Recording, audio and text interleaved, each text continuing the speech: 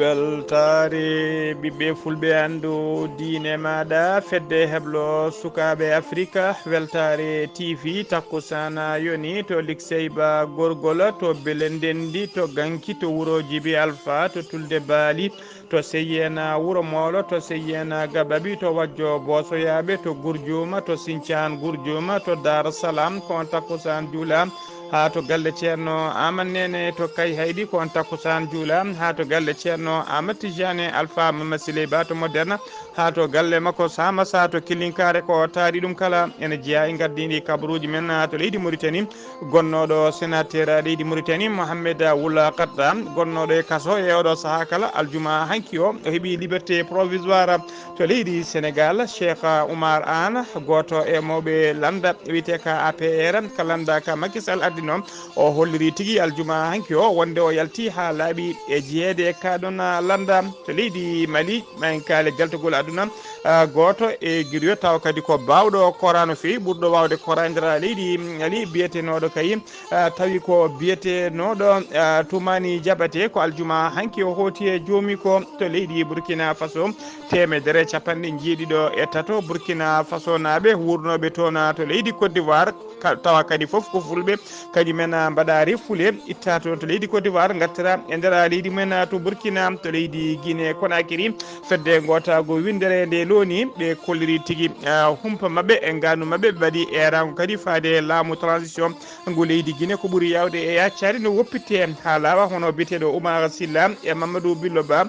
koye mawɓe ardiɓe ndeɗo fedde witede FNDC ɓe bifta kay ko nder leydi he to leydi kabaruji men joolam jaɓeri ma jaaha to Bangladesh jena ha to leydi Chine to dowlaji tendude Amérique bisimilla mone ketki hotodirte joni joni piren pacciren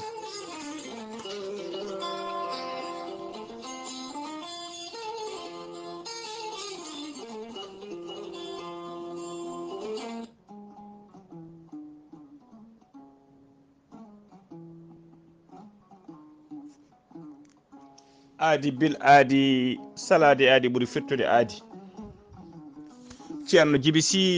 ko wittiyanke leɗɗe ko safriyanke safruji fina tawa ceerno Djiby Sy ko jaadino ɓalwal dan wala kala labɗo reedu malaɗo woni ceerno Djiby Sy ne safra rafiji kewɗi ɗi jiida cirola wonduɓe kista fibrom dogam sitte rewɓe ɗon koɓe sowade rewɓe dartoraɓe kala ceerno Djiby Sy Allah ne ruɓi ɗum gandal yoga e rafiji comotoɗe e ɓandu neɗɗo ɗi ɗeɗɗo fonno oppirede o rokkuma leɗɗe jaraɗe jalta ha laaɓa ha jiiɗa guitema no hannirta ni ceerno Djiby Sy ne jogui leɗɗe fannuji tati hen fannu goto sa ƴetti ɗum fodde sappo e tati rafin yaltema ha laaɓa fannu ɗiɗaɓo yaltinta ko fodde sappo e jeenayi rafi fannu tataɓo ɗon ko kawisaji mehi goni hen waddete koye gawri samme walla gawri suuna so tawi a waɗi no wirumani ko famdi kala fodde temedere rafin yaltayma ha laaɓa ceerno Djiby Sy ne jogui leɗɗe mbiyete ko muuɗa hirde ko leɗɗe gorago a ƴetta ɗum joni joni jiɗɗa hoorema ha no hannirta ni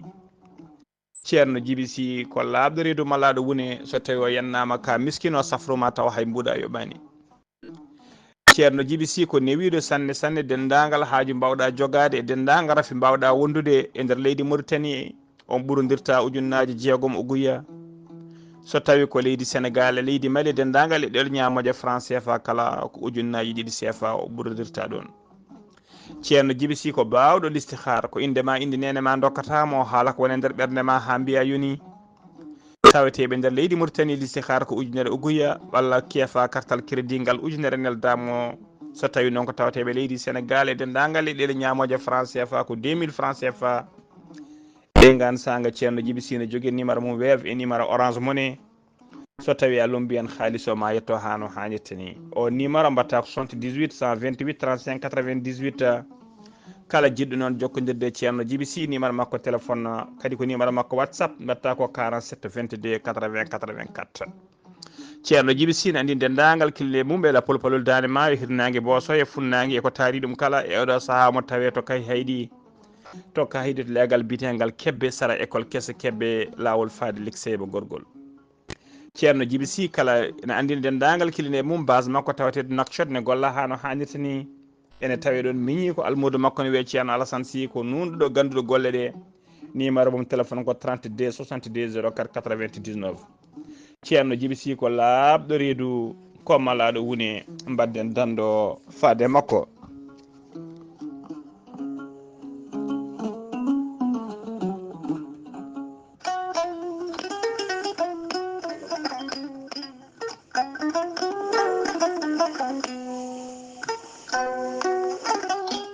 aadi bil aadi salade aadi de ɓuuri firtude aadi ceerno Amadou Tidiane Diallo gorko mo melga wuuro jinneji wi ko fittata aadi mo adodire jayde weltari TV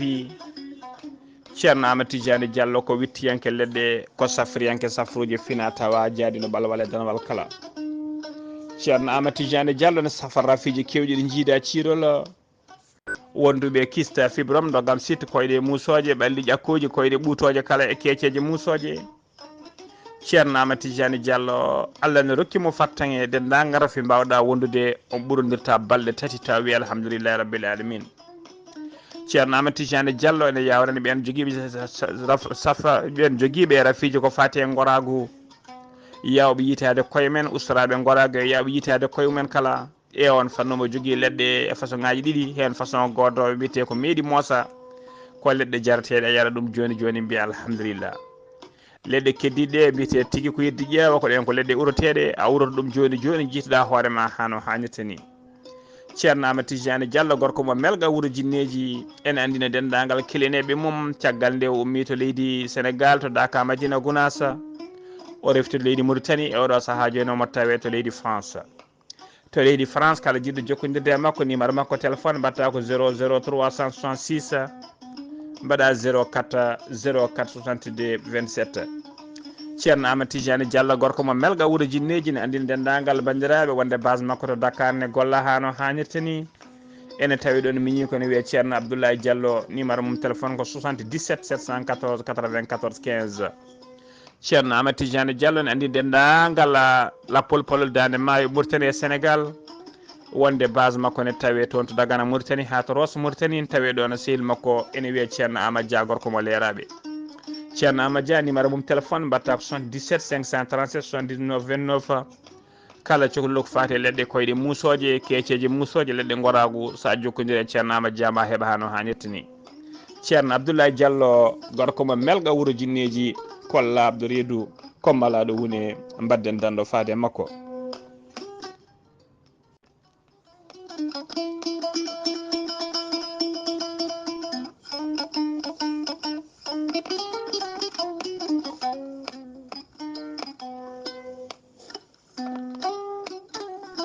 joguiɗo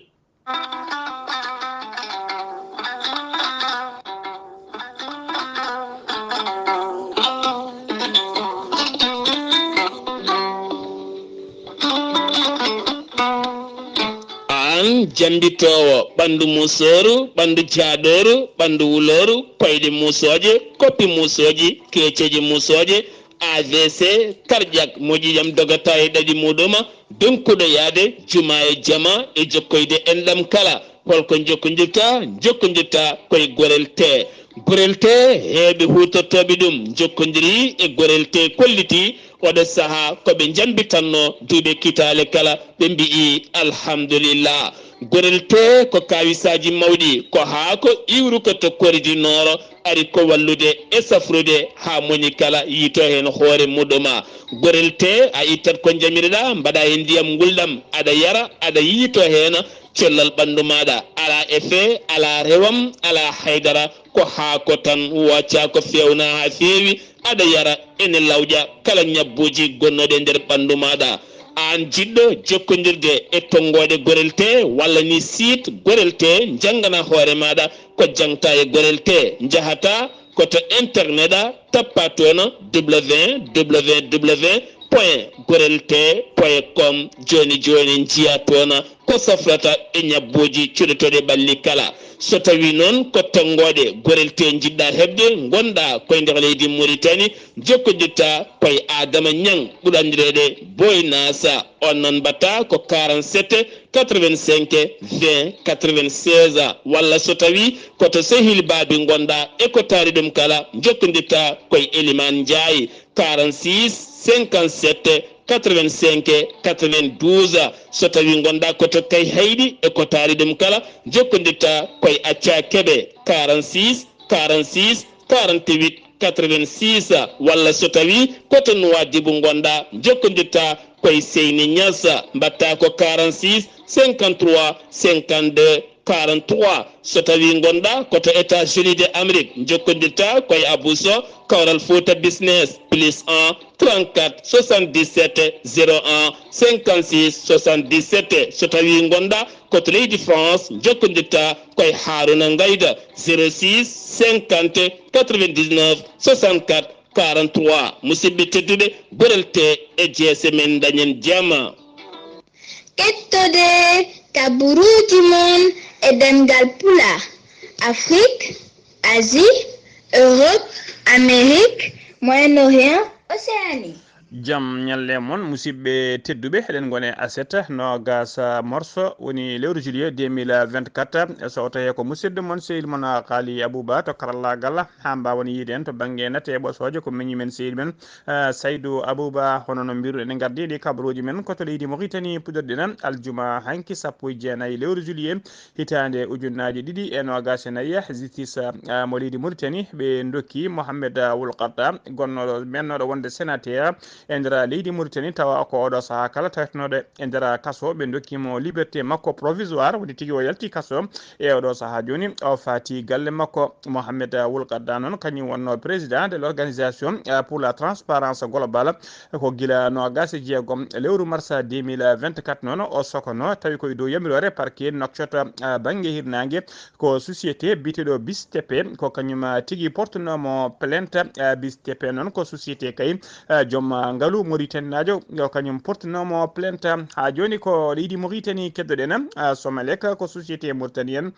d'électricité ko société tambiɗo ko fate kubbam woni électricité nder leydi Mauritanie ɓe kolliri aljuma hanki 19 lewru juillet 2024 wonde ñalawma hande aseta hande o guure kewɗe ko wayno Sehil Babi ko wayno Gouray Wompu taw ko guure taweteɗe e nder région de Guidimaga ɗeɗo guure kala Martin aseta hande o ko fate couperaji courant si kolliri noon saboto ɗiɗon couperaji noon ko golle taw ko woni maintenance woni tigui wadde entretien poste de transformation haute tension tawi kadi ɗen golle halfina ɗum ko société biteɗo CMAF on société noon ko spécialisé woni jaruɗo e oɗon fannu wadde maintenance ko fati groupe aji électrogène e ko fati poste uji de transformation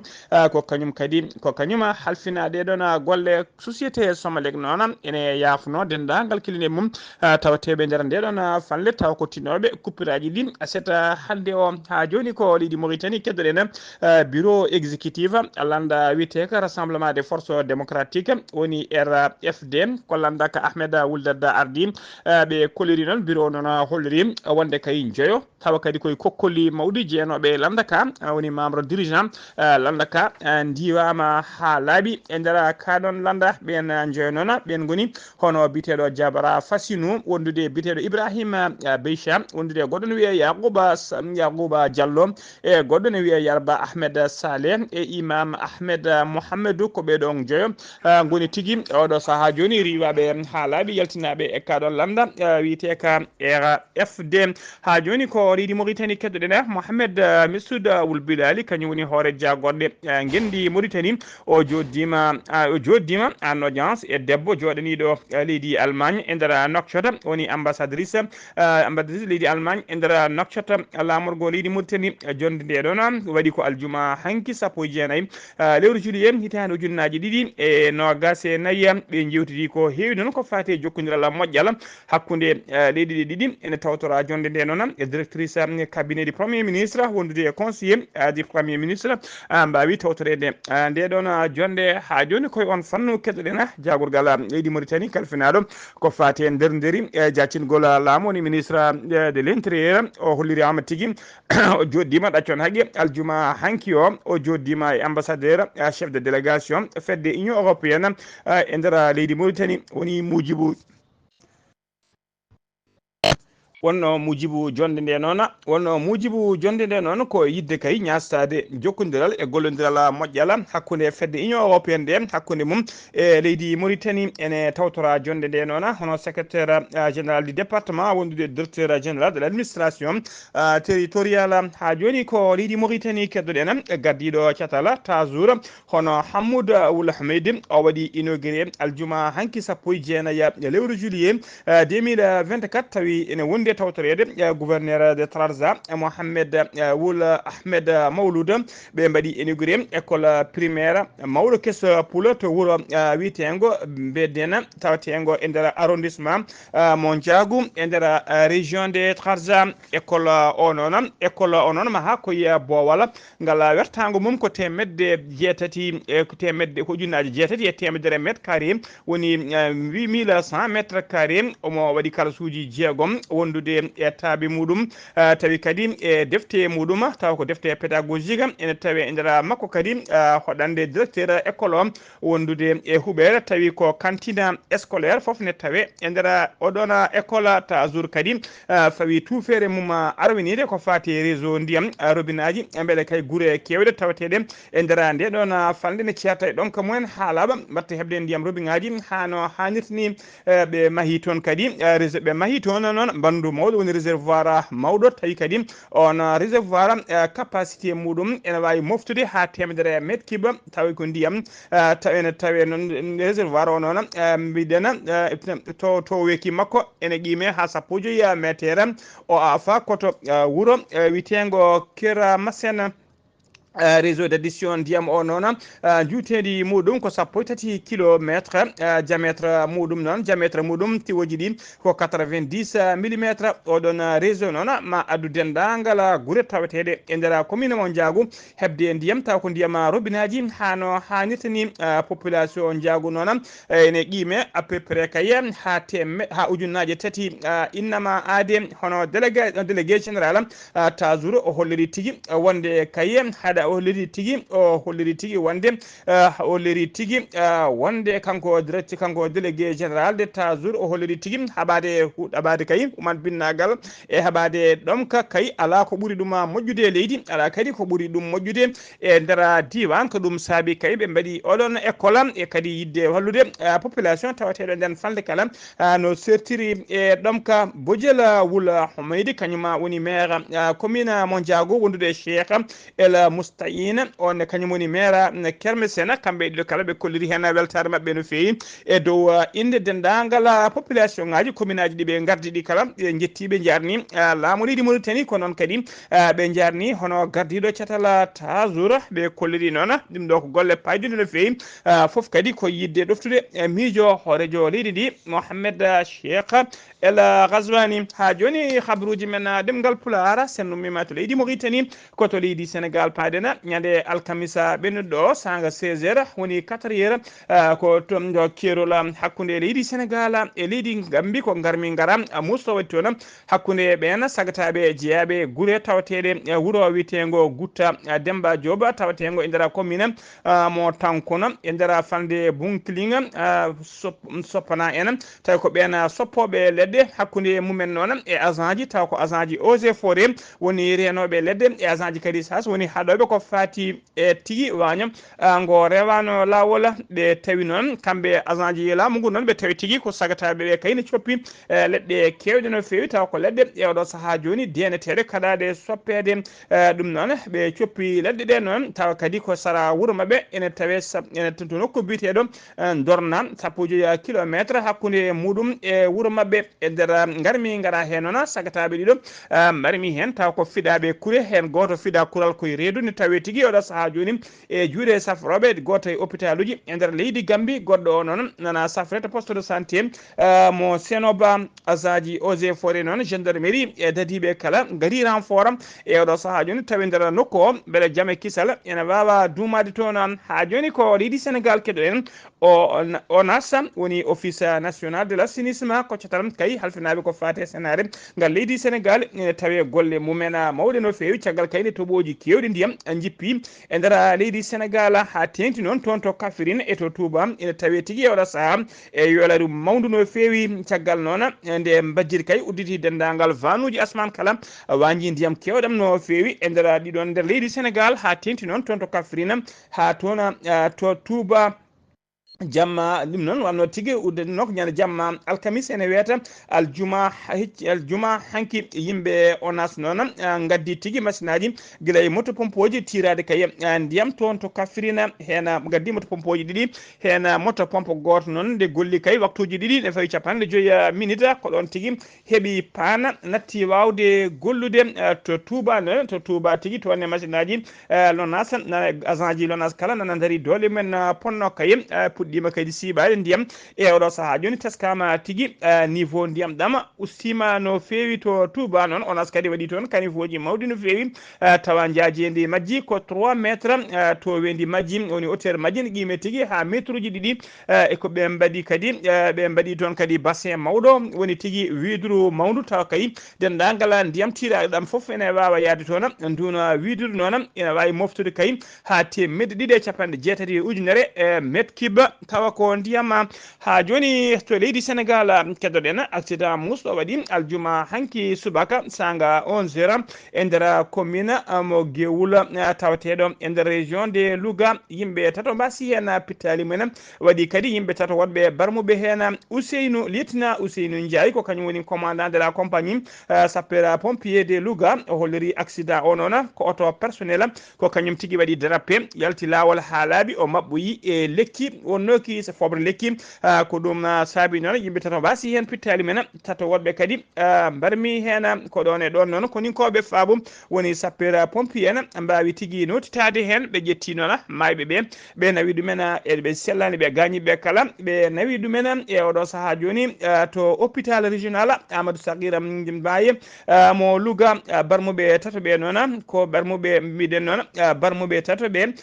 ko ɗon e ɗon ƴetta kañumen ƴetta en charge hono lieutenant Ousseynou Ndiaye mawɗo sapeur pompier en mo Louga o waɗi erang makko e jettinago makko faade dendagal sofreɓe kay nde ɓeyda tigui haqqilde e oɗo saaha joni ustata vitesse uji mbawa kadi respectude code de la route saabu kayne teska e saaha ndungu ha tengti nder nde ɗon falde dow lawol bitegol kewul faade sakala ene teska e kala saaha accident ji musɗi ene mbaɗa toon ha joni ko leydi Sénégal keddoɗen koni koɓe halfinaɓe nden ka e kisalmaji kaɗeɗe leydi Sénégal woni marine national ɓe leydi Sénégal ɓe kolliri tigui wonde ɓe jiiti laana jolluno ko temedde ɗiɗo e yimɓe ɗiɗo ni 2202 personnes temedde ɗiɗo yimɓe ɗiɗo tawi ko yinnoɓe wadde ɗanne suuɗaru hen ɓe nangaɓe noon hen joyo ko rewɓe wondude e cukalel tokosel mineur guel fotani yontude ɗannade ko bateau noon koni koɓe marina leydi ndi biteɗo patrouilleur Kayor kañum tigui yiiti kaɗon laaɗa wonno koye ɗanne suuɗaru kamɓe kala noon ɓe gartirama ha to Dakar ɓe ƴeŋtinama ɓe mbattama e juuɗe service aji compétent ha joni ko leydi Sénégal keddoɗen aljuma hanki sappo e jeenayyi lewru juillet 2024 Bassirou Diomaye Faye hoolejo leydi leydi Sénégal o suɓima biteɗo Ben Taleb Sow o nomi ɗum conseiller spécial du président de la République. Ben Taleb Sow noon ko Kaolack najo ko gila 2019 Ben Taleb koye membre actif du secrétariat exécutif national catala bitegal FRAPP ko hen kadi o andodiri e Ousmane Sonko o nanga o meeɗino nanguede noon tawa kadi o nangono koye galle Ousmane Sonko on saaha noon sokonoma fodde lebbi jeeɗiɗi ha lebbi jeetati kono addananimo woppude darde makko nde o darno e oɗo saaha joni den ko kanko Bassirou Diomaye Faye suuɓi waɗimo kay conseiller spécial muɗum toon to lamorgo leydi ndi ha joni ko leydi Sénégal keɗoɗen aljuma hanki sappo e jeenayi lewru cuuɗiyen 2024 commerçant ji ɗiɗi nanggama to taw ko gendarmerie brigade de proximité mo Gardiaye ko kañumen teeɓiɓe Gardiaye noon tawi nder département mo Kaolack ɓe tuuma noon ko wadde détournement awdele wondude woni semence wondude tigui engrais kewɗe taw ko fano tigui koye campagne agricole 2024 no commerçant ji ɗi noon ɗani kewi wadde kala saaha so sottude walla détournude ɗiɗon marchandise uji mbadɗa ɗum tigui e nder bitikaji mumen bitikaji mumen ɗum waɗi noon koto wiyete seggo seggode deya e tawe e nder arrondissement de Ngucci ine teska noon e kala saaha gueɗe baɗi ni ne teska tigui e nder oɗon diwan ha joni ko leydi Sénégal keddoɗen jen ha toon to Dara Jolof noon koko yurmini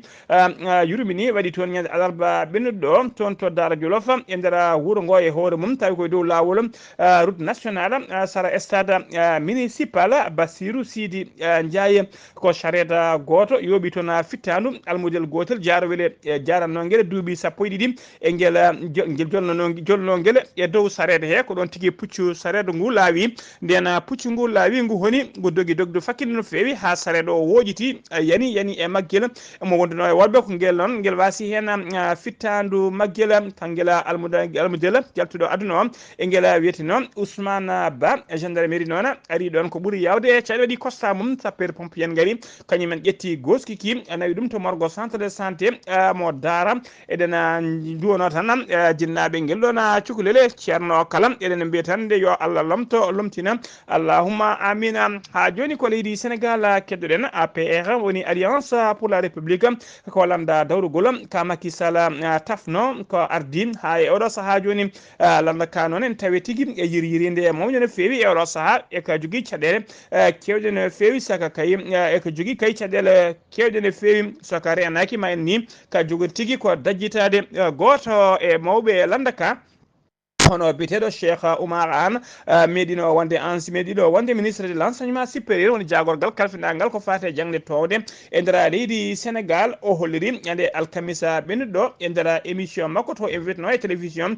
biteɗo Sen 7 TV wonde kay o yalti e APR ha laaɓi o yalti e landaka o wi noon wonde Macky Sall ɗon kay to felliti faade leydi Maroc wuurede toon fitti tigui ko natti yidde wadde dawrugol mum e nder leydi Sénégal o wi noon Macky Sall yeehi tigui koye saaha mustude fewi saaha kay landaka tawte e caɗele mawɗe fewi saabu kay yimɓe hewɓe ne kaala wonde kay kanko Macky Sall ko kanko woni sababu défaite kaɗo landa witte ka APR e sumgoji ɓennuɗi ko kanko kadi woni caɗele dendagal landaka jogui e oɗo saaha joni o holliri noon ɗon kay natti yitade hoore makko kaɗo landa witte ko APR o holliri o yalte makka ha laaɓi e oɗo saaha joni noon omo jogui miijo wongo tawi kadi ngon miijo omo yewtida e kala saaha e yimɓe hewɓe taw ko wonnoɓe eɓe o renduno landa APR kam e oɗo saaha joni noon holkoɓe goni e fewjude e dow mum so tawi ɗum ɓendi maɓe dotto ha yimɓe kala jiiya ha joni habruji men ɗemgal Pulaar sen ummima to leydi Sénégal koto leydi Mali paaɗen leydi Mali noon no didorno ene tawe tigui ha tengti noon e ɓen yimɓe yaruɓe to banggue culture eɓe tawe sunare mawde no fewi guila aljuma hanki jaltugol aduna biyetenoɗo tumani jabate noon ko piyo kora koye ɓurɓe wawde kora kadi nder windere ha tengti nder leydi Sénégal o jeeya ko kanko kadi woni bamum Sidiki Diabaté kañum e hoore mum ko baɗowo kora ko aljuma hanki sappo e jeenayyi lewru juillet o hooti e jomi ko to hôpital hôpital biteɗo Golden Life mo Bamako yaltiri aduna ko duuɓi capanɗe joyiya e jeetati ko famille makko noon kañumen tigui yaltini wulago ngo eɓe cuwata noon andude hol ñalawma nde o wirete jayde weltare ɓiɓɓe fulɓe andudine maɗa weltare TV eɗen pecca sunare men e dendagal ɓesgu makko e dendagal culture leydi Mali kala ha joni ko leydi Sénégal keddoɗe leydi Mali keddoɗen ha joni ko leydi Mali keddoɗen OCS woni office central de stupéfiant ko catala dariɓe haɓade kay ko fate drogue e nder leydi he ɓe tawetegal catal tawetegal to joyla e kolliri tigui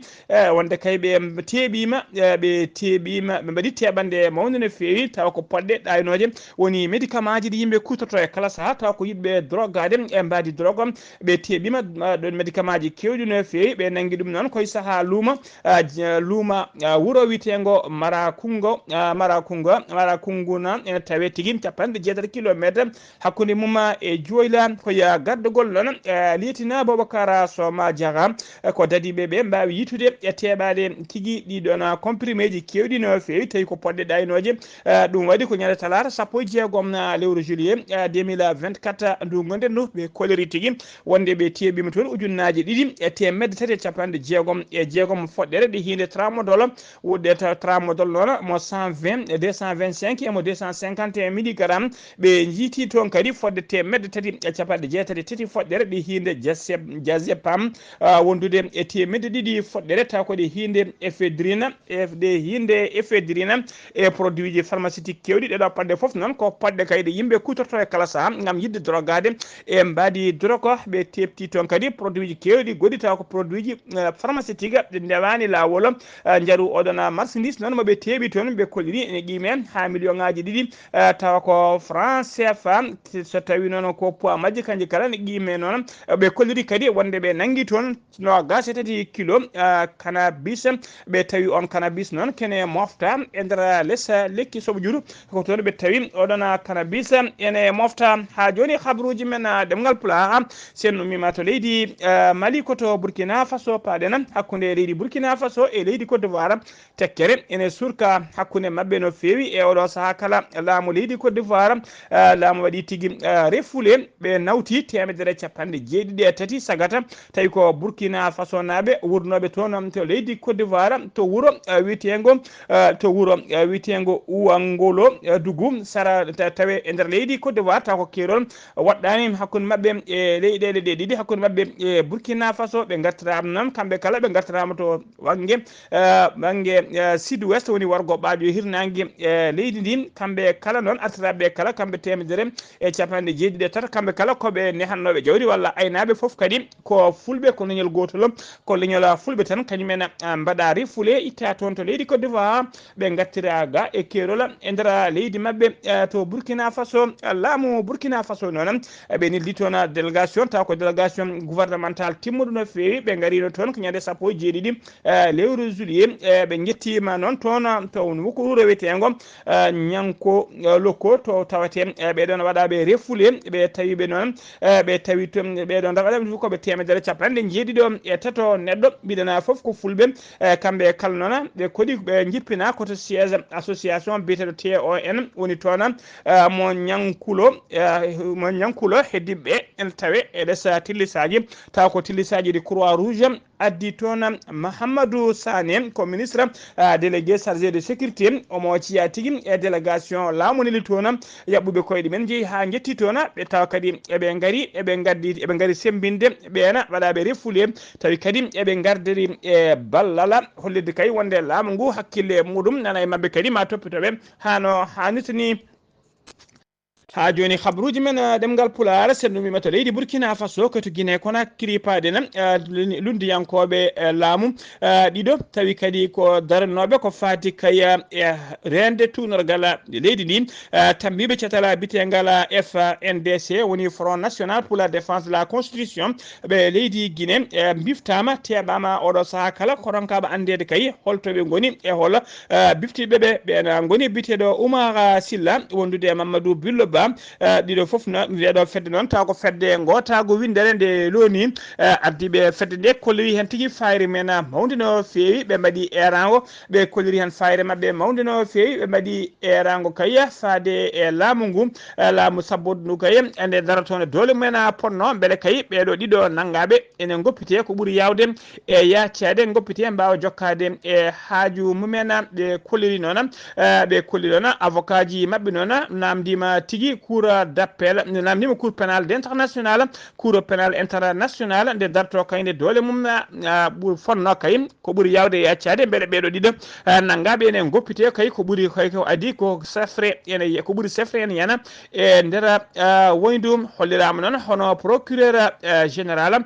mo leydi hono procureur général mo leydi Guinée Conakry noon o holliri tigui wonde ha ɗo so kalten ala foof e nder kasoji leydi he tottina kay ɓeɗon ɗiɗo woni tigui hono on biteɗo Oumar Silla noon ɓurɗo lollide funinki ɓurnan funinki mengue wondude Mamadou Oumar Silla ɓeɗo ɗiɗo wandude Mamadou Billoba ɗiɗo kala ɓe kolliri ɓe ganda tigui e oɗo saaha joni to holtoɓe coka so tawi noon ko catala witem ngal FNDC woni Front National pour la défense de la constitution ardiɓe catal ngal kolliri tigui wonde ko gendarme kay kañumen gariniɓe ɓe nanga tigui ko galle Oumar Silla ɓe nawa tigui toon to direction des investigations judiciaire caggal ɗum ɓe mbawi ɓendinede toon to wi nokku biteɗo ila kasa ko toon ɓe mofta eɓen toon piye eɓe lorle eɓe mbaɗe gueɗe kamtude no fewi ɓe mbaɗi erago noon nde windere nde kala darto nde ɓeɗo ɗiɗo taw ko darniɓe haqinnamade darniɓe kadi potal e nder leydi he ne goppitte ko ɓuuri yawde e yaccade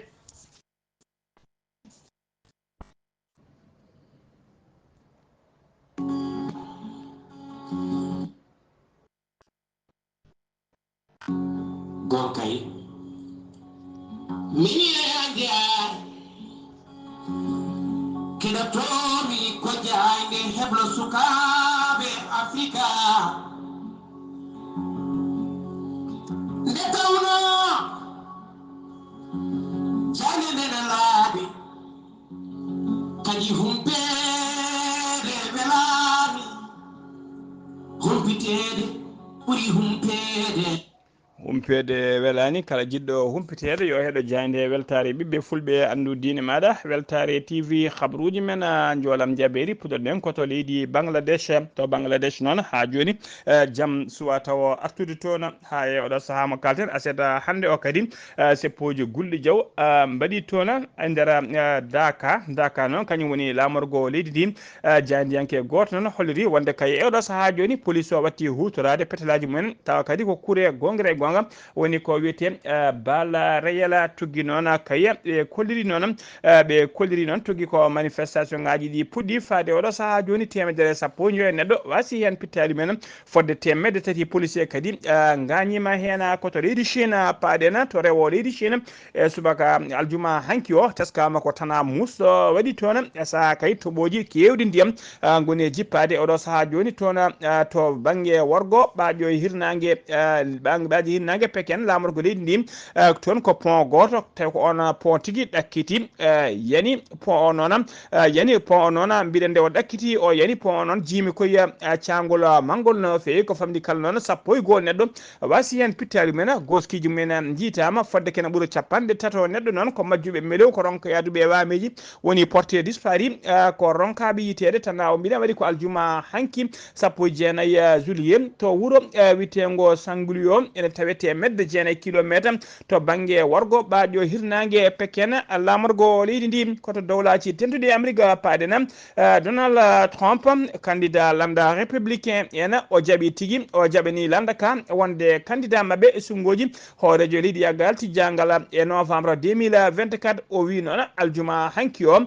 wonde kay o yewtidi o holliri tigui aljuma hanki o wonde kay o yewtidi e on biteɗo Volodymyr Zelensky kañum ardi leydi Ukraine tawtendi ewɗo saha kala e guerre hakkude mum e leydi Russie o wiɓe jewtidi ko juuti noon to banggue téléphone kanko Donald Trump e kanko Vladimir Zelensky ɓe jewtidi ko juuti to banggue téléphone o fodini ɗum kadi wonde kay so tawi Allah rokkimo polgu o arti e jappere laamu so naati toon to Maison Blanche ma wat doole makko no ponno kadi ko dartino guerre ha laaɓa hakkude leydi Ukraine e hakkude muɗum e leydi Russie noon ko promesse mawɗo wonande campagne électorale Joe Biden kañum woni hoorejo dowlaji denduɗe Amérique kañumne ko gembiɗo gam ƴamtoyde deuxiéme mandat e dow landa démocrate en kanko Joe Biden noon oɗo saha kala caggal nde o tina tigui ko piɗaɗo mborosa covid 19 e oɗo saha kala ko joñaɗo woni tigui ko baɗaɗo ala quarantaine o holliri aljuma hanki o noon wonde kay e darde yontere dartone nde woni kay à partir de lundi ɓawo janggo ma waw tigui ɓamtude tigui ruuma jarriba makko woni campagne makko tan ma waw jokkude kay hano hannirta ni kono noon de yoga e yimɓe ɗon tawa kadi koye mawɓe landa tambiɓe landa ka e oɗo saaha joni koko puɗɗi sikkitade hattani makko kay wawde ardade leydi ndi e wonde candidat mumen hewɓe mbaɗi erago kay nde o gembita gembe makko o gemba candidat goɗɗo taw ko ɓurɗomo wonde suka ɓurɗomo famdude duuɓi beele kay ene wawa wonde candidat mabɓe ɓe koliri noon wonde kanko Joe Biden ko ardi kala duuɓi ɗi puɗɗima hewde ko rewi hen kadi wona karɗo cellal kadi ko refti hen ɓe koliri e kala saaha omo perda réseau o haala tigui haaluji tawa koɗi daraki ɗum noon ɓe kolliri kay e oɗo saaha ɓe jogui fayre kay eɓe jawi tigui to banggue capacité makko wawde ardade leydi ndi wawde wonde candidat yidde mabɓe ko nde o suɓoto candidat goɗɗo o tigui o gembito gembe makko kay ko ɓuuri yawde e yaccade hayya on taw ko biteɗo Barack Obama mennoɗo ardade dowlaji denɗi Amérique ko taw kay mawɓe landamaɓe démocrate en kañum e hoore mum waɗi erago faade makko kay holliri yidde muɗum kay so tawino ko laaɓi mum taƴata o gembitat gembe o ha laaɓa e oɗo saaha joni ɓe gemba candidat goɗɗo taw kadi ko ɓurɗo jogade hattani ɓurɗo waɗede hoolare kay wawde ardade dowlaji dentuɗi Amérique musidɓe tedduɓe gasi ha laaɓi ceera ko ɗum ɗo wonno komin tonga noon habaruji mon e ɗemgal Pulaar e sawte ko musidɗo mon sehil mon Ghali Abouba to karallagal ha mbawal yiiden to banggue nata ɓasoje ko miñi men sehil men Saydou Abouba ketki malaki jaam yo jaam Allah jogomi jogo on.